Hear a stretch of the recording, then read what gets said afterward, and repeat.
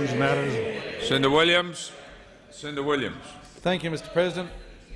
Mr President, my question is to the Minister representing the Minister for Communications, Senator Fifield.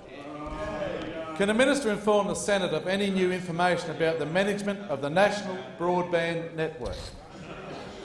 The Minister representing the Minister for Communications, Senator Fifield. Thank you, Mr President. And through you, Senator Williams might be interested to know that by September 2013, almost $7 billion had been spent on the NBN, but it had reached only 3% of homes and businesses in Australia. And in Western Australia, Order. How often did Conroy travel to WA to make announcements? Order. Senator Conroy, if you wish to debate the issue, you have an opportunity after 3 o'clock. Order. Order. The Minister.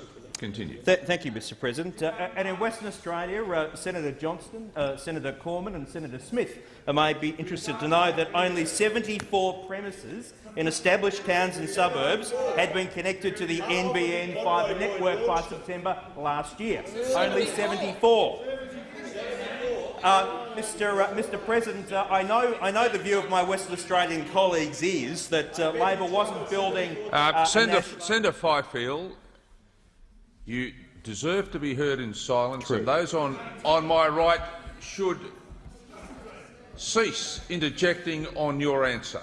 On my right. On my left. Minister. Thank you, Mr President. And I know my Western Australian colleagues believe that the former government weren't building a national broadband network but an eastern states broadband network. Mr President, a key reason for NBN Co's dismal progress was Labor's contempt for expert advice. They refused to hire executives with relevant experience. They refused to listen when industry experts warned the project was in peril. And yesterday we learned they even refused to listen to their hand-picked board of directors. At an Australian Financial Review lunch yesterday, the former NBN Deputy Chair, Diane Smith-Gander, exposed the truth. According to the AFR, and I quote, she has no regrets about her time overseeing the construction of the NBN, but suggested that the federal government ignored advice of the board.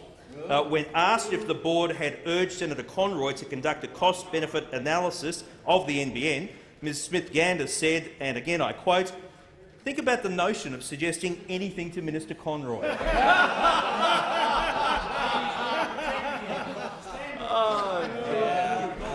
Mr President, there you have it. The previous government your time disregarded has expired. all Senator Fifield, resume your seats.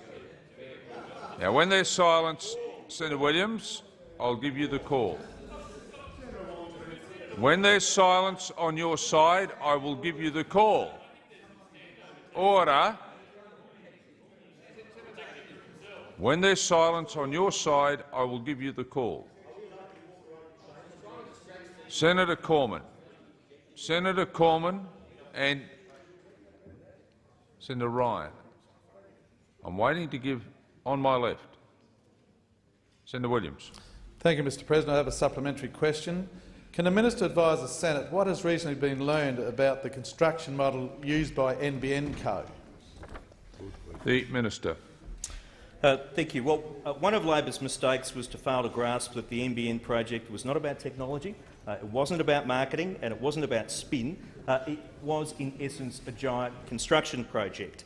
And again, the NBN Co's former deputy chair let the cat out of the bag.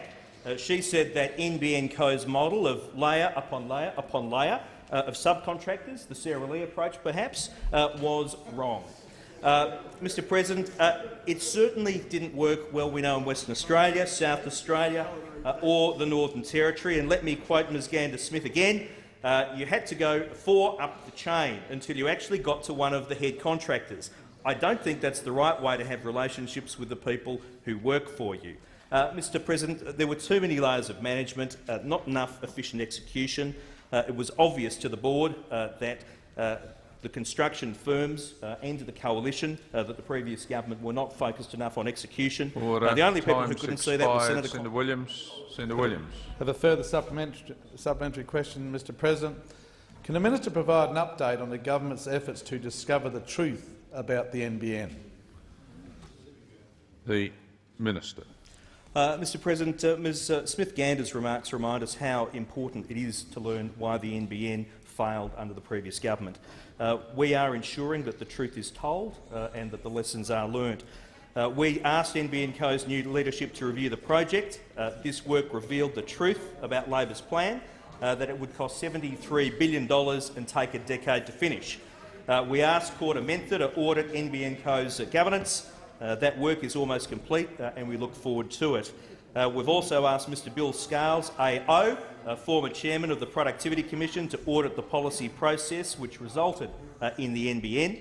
It will be fascinating to learn what due diligence Senator Conroy and his colleagues undertook. It will be fascinating to hear from where they obtained their advice. And it will be fascinating to learn the basis for Senator Conroy's promise that taxpayers would earn a return of 7.1% on invested capital. Order.